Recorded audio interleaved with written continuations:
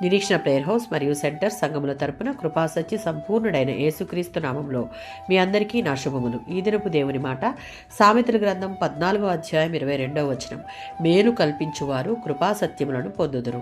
సామెతల గ్రంథం 3:29 ఉన్నట్లుగా ఇతరులకు కీడు తలపెట్టేవారు దేవుని మార్గము నుండి తప్పిపోతారు. దేవుని బిడ్డలు పొరుగువారు ఎవరైనా సరే కీడు అనగా అపకారం చేయకూడదు. దేవుని దృష్టికి అది హేయమైనది. సామెతల గ్రంథం 12:2. దేవుని దృష్టికి ఇతరులకు మంచి చేయ తలపెట్టేవారు దేవుని యొక్క కృపను పొందుకుంటారు. దురాలోచనలు కలవారు కీడు చేయుటకు ముందుంటారు.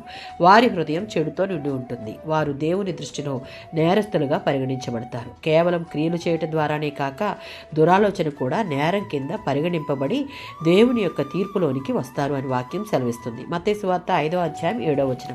కనికరం గలవారు అంటే ఇతరుల పట్ల క్షమాపణ దయగల ఆత్మతో వ్యవహరించేవారు. అట్టి వారిపై దేవుడు కనికరం చూపిస్తాడు.